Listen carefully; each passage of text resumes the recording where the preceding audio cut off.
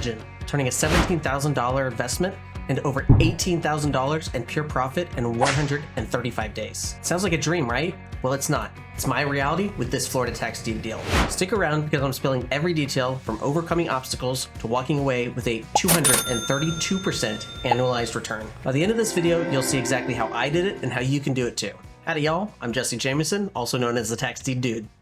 Welcome back to the Florida Tax Investors channel, where we teach you all about investing in Florida tax deeds and liens. Today, I want to share an exciting case study about a recent deal I closed. It's a story how I turned a simple tax deed purchase into a profit of $18,000 in 135 days. Let's dive in.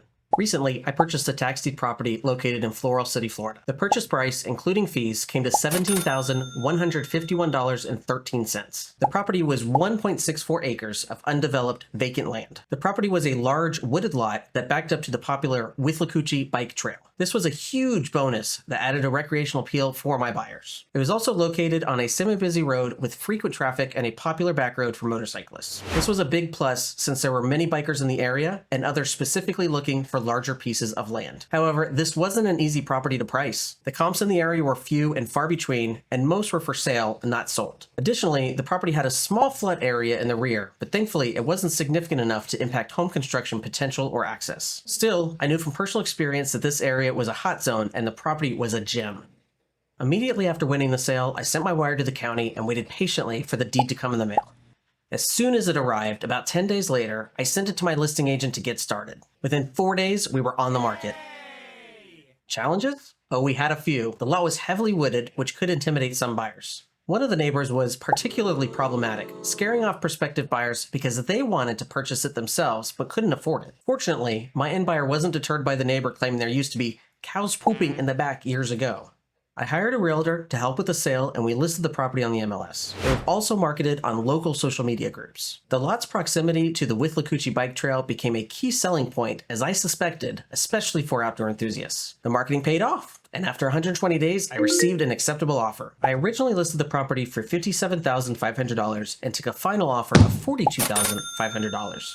After closing costs and paying the realtor's commission, I walked away with $37,194, leaving me with a net profit of $18,393. Let's break that down. This involved working with the title company to clear the title, conducting a municipal lien search, and ensuring that the property was free of encumbrances, which included everything a normal closing would, such as title insurance, to go to the buyer through a general warranty deed. Here's a breakdown of my holding expenses and closing costs. In total, my expenses and closing costs amounted to $24,106.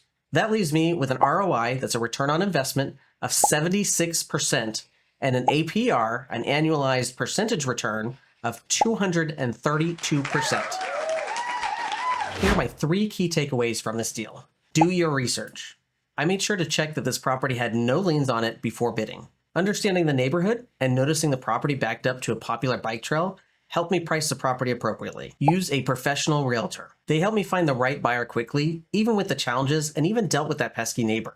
Patience pays off. While it took 120 days to sell, sticking with the process resulted in a significant profit with very little effort on my part. This case study proves that with the right strategy and a bit of patience, tax deed investing can be incredibly rewarding. If you're ready to learn more about how to start your own tax deed journey in Florida, hit that subscribe button and check out the links below.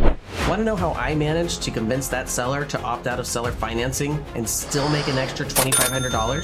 Subscribe to the channel and I'll break down that strategy step by step so you can apply it to your own deals. Thanks for watching, and I'll see you on the next video.